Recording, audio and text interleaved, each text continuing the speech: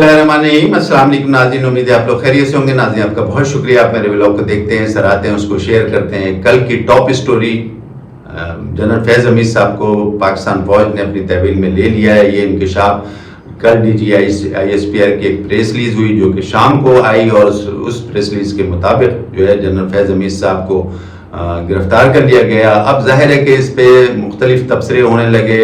अगर आपको मैं वैसे बताऊं कि 7 मई को एक DGISPR ने प्रेस कॉन्फ्रेंस की थी, और उसमें इस चीज़ का, उससे आपको काफ़ी अंदाज़ा हो जाएगा, उसमें इस चीज़ का बताया था ख़ास तौर पे कि फ़ौज का खुद एहतसाबी का निज़ाम जो है बड़ा कड़ा, सख्त और शफाफ होता है। और इसके साथ साथ ये जो है ये एहतसाबी निज़ाम जो है मुसलसल फ़ौज में चलता रहता है। उसमें देखना ही होता है कि अगर कोई शख्स जो है कोई बैड निज़ाम में एक तरीके से मुलविस है, या कोई करप्शन में पाया जाता है, या इसके साथ साथ कोई ऐसी बात कर रहा है जो मुल्क के ख़िलाफ़ है या फ़ौज के ख़िलाफ़ है, तो इस किस्म की अगर कोई ऐसी चीज़ होती है तो फ़ौरन ये निज़ाम जो है वो एक्शन में आ जाता है, और इसके साथ साथ उस शख्स का जो है एहतजाज शुरू हो जाता है। तो अब उनका ये भी कहना था इसके साथ साथ कि ये सीनियर लोगों के ऊपर और जूनियर लोगों के ऊपर, सबके ऊपर होता है, लेकिन जूनियर लोगों पे फिर भी कभी थोड़ी बहुत हल्की फुल्की छूट दी जाती है, लेकिन सीनियर जितने भी फौज में लोग होते हैं उनके ऊपर तो बड़ा सख्त किस्म का एक तरीके से ये निज़ाम होता है, ये उनका कहना है। ये और इसी से अंदाज़ा हो रहा है कि जिस तरीके से ये कार्रवाई हुई, और जो जाहिर है कि उस प्रेस रिलीज में बहुत सारी चीज़ें, मैंने तो ये एक दो सिर्फ नुक्ते बताए आपको, लेकिन बहरहाल DGISPR ने इस किस्म की बात की थी, उससे आपको अंदाज़ा होगा कि किस तरह से सख्त किस्म का जो है एहतसाबी निज़ाम है फ़ौज का, जिसके तहत अब ये जो है ये गिरफ्तारी हुई है। साथ में उनका ये भी कहना है कि सबके लिए होती है, लेकिन चूँकि सीनियर लोग उनके पास ज़्यादा पावर आ जाता है, तो उनके ऊपर ज़्यादा एक तरीके से उनका मौक़िफ़ ये था कि ज़्यादा उनके ऊपर जो है सख्त कार्रवाई होती है। नाज़रीन कि जब कल इस किस्म का ये खबर आई तो एक हलचल सी पूरे पाकिस्तान में मच गई। तमाम मुबस्सिरीन एक तरीके से इस पे जो है वो तबसरे करने लगे। एक मुबस्सिर का तो ये भी कहना है कि 3 पाकिस्तान में ऐसे होते हैं जिस पे जो है इस किस्म की कार्रवाई नहीं होती। एक तो DGISI हैं, और दूसरे इसके अलावा DG आर्मी चीफ हैं, और तीसरे जो है पाकिस्तान के चीफ जस्टिस हैं, यानी सुप्रीम कोर्ट के चीफ जस्टिस ऑफ पाकिस्तान होते हैं। तो ये तीनों ओहदे इस किस्म के होते हैं कि ये बड़े से बड़े ओहदे होते हैं, और इनके ऊपर ज़ाहिर है बड़ा लेवल होता है, और इस लेवल के उनके पास राज होते हैं। तो इस तरीके से कभी भी इस किस्म की कार्रवाई नहीं होती, क्योंकि ज़ाहिर है कि इस लेवल पे अगर आप उनके खिलाफ रिटायरमेंट के बाद कार्रवाई करेंगे तो ज़ाहिर है मुल्क की बदनामी होगी, और ज़ाहिर है कि इनके पास बड़े बड़े राज होते हैं। तो ये कभी भी नहीं हुआ, ये पहली दफ़ा ऐसा हुआ कि DGISI के खिलाफ इस किस्म की कार्रवाई हुई और उनको गिरफ्तार किया। अब जाहिर है कि उनको जो भी उसमें इल्ज़ामात हैं, मैंने तो एक दो चीज़ें सिर्फ आपको इसलिए बताई कि पहले जो है खुदकार निज़ाम जो है फ़ौज का खुद एहतसाबी का निज़ाम जो है वो DGISPR 7 मई को कह चुके हैं। उससे आपको अंदाज़ा होगा कि कितना सख्त जो है निज़ाम होता है उनका, और उनके मुताबिक ये निज़ाम मुसलसल फ़ौज में चलता रहता है। और जब देखा जाता है कि कोई भी आदमी जो है इस किस्म की कार्रवाइयों में मुलविस है तो ये एक्शन में आ जाता है, और उसके बाद उसके खिलाफ जो है वो कार्रवाई शुरू हो जाती है। मुबस्सिर का ये भी कहना है कि ये जो तीनों शख्सियात हैं, ये जो आपका chief justice of Pakistan, army chief और DGISI, इनको इसलिए और टच नहीं किया जाता है रिटायरमेंट के बाद के, क्योंकि जाहिर है कि इनके पास पूरा इख्तियार होता है ताकि वो सर्व कर सकें मुल्क को, और इस तरीके से। और फिर जाहिर है कि अगर ये मुकम्मल इख्तियार नहीं दिया जाएगा तो फाइलें इधर जाएंगी, फाइलें उधर जाएंगी, कभी इधर आएंगी, कभी उधर आएंगी। तो इस वजह से जो है उनको फुल इख्तियार दिया जाता है, वो अपने लेवल पे काम करते हैं। तो इनको मुसलसल जो है इस पे जो है बिल्कुल भी एक तरीके से टच नहीं किया जाता, क्योंकि अगर आप टच करेंगे तो जाहिर है कि फिर मुल्क की बदनामी होगी। और इसी वजह से ये तमाम चीज़ें जो हैं होती हैं कि इन तीनों शख्सियात को फुल जो है एक तरीके से पावर दे दिया जाता है, और उनको जो है कभी भी टच नहीं किया जाता, और रिटायरमेंट के बाद भी टच नहीं किया जाता, क्योंकि इस रिटायरमेंट के बाद अगर आप टच करेंगे तो एक तरीके से रॉन्ग मैसेज जो है दुनिया में जाएगा। फैज़ हमीद साहब देखा जाए तो पाकिस्तान हिस्ट्री के पहले जनरल DGISI हैं जिनको इस तरीके से बाकायदा जो है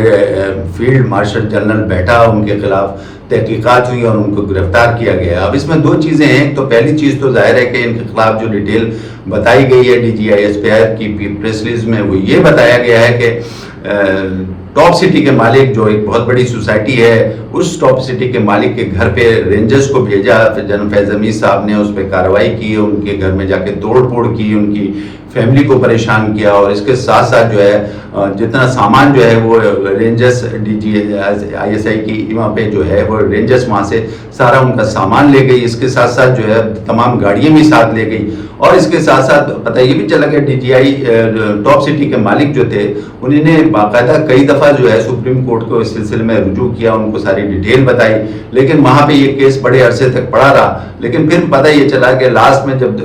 ایک دفعہ دوبارہ ٹاپ سٹی کے مالک جو ہے سپریم کورٹ گئے تو چیف جسٹس نے اس پہ فیصلہ کیا کہ یہ تمام جو کیس جو ہے یہ افواج پاکستان کو بھیجا جائے, اور پھر اس کے بعد جو ہے وہ انہوں نے افواج پاکستان کو بھیجا, اور اس کے ساتھ ساتھ انہوں نے ان سے درخواست کی کہ آپ جو ہے اپنے انٹرنل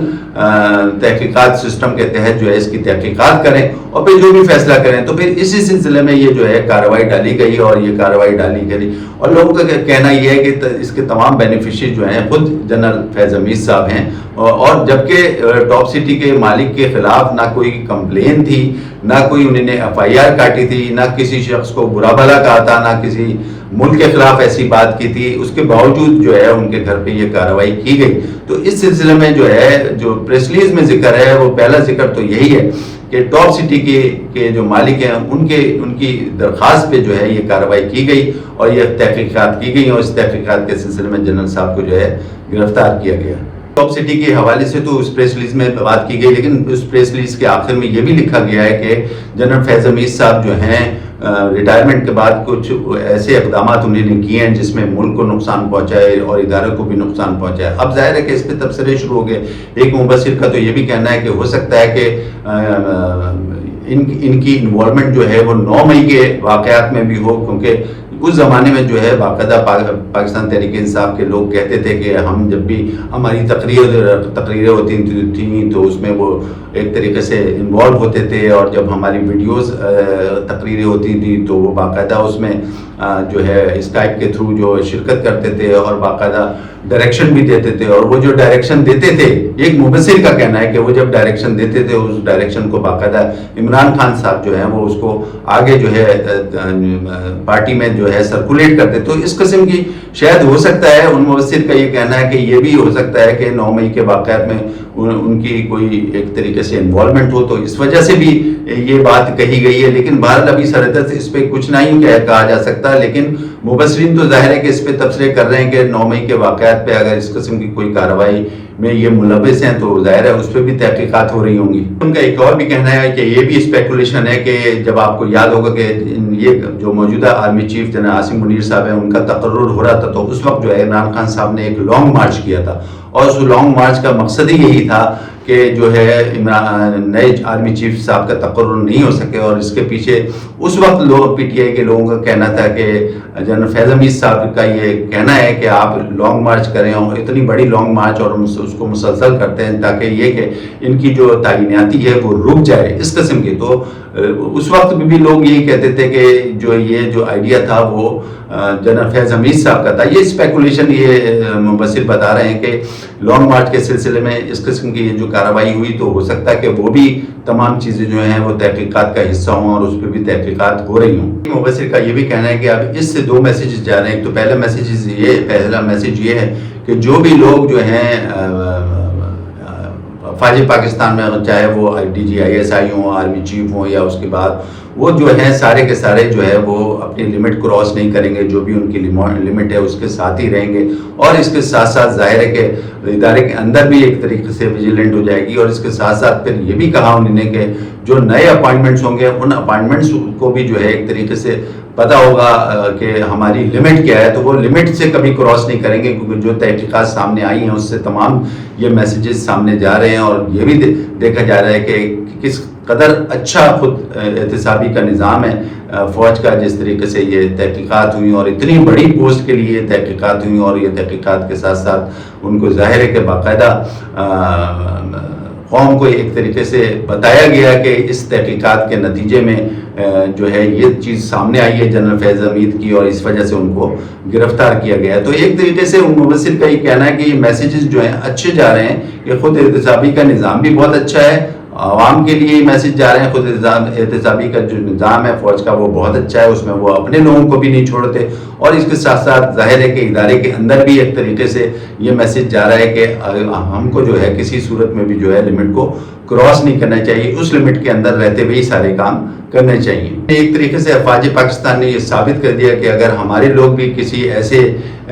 چیز میں ملوث ہیں تو ہم ظاہر ہے کہ اس کی تحقیقات کریں گے, جس سے یہ ثابت ہو گیا کہ اتنے بڑی ہائی رینک پہ بھی تحقیقات ہوئی اور ان کو جنرل صاحب کو گرفتار کیا گیا. تو یہ باقاعدہ ایک طریقے سے میسج گیا ہے, اور جب اتنا اچھا احتسابی نظام ہے فوج کا تو میرا خیال ہے دوسرے اداروں پہ بھی پریشر آئے گا, جیسے کہ عدلیہ یا اور دوسرے ادارے, ان کو بھی اسی طریقے سے اپنا احتسابی نظام, خود کار نظام جو ہے اپنانا چاہیے, جیسے کہ افواج پاکستان نے اپنایا. ناظرین اس وقت کے لیے اتنا کافی, اپنے ہوسٹ کے لیے کو اجازت دیں, اپنا خیال رکھیں, اللہ حافظ.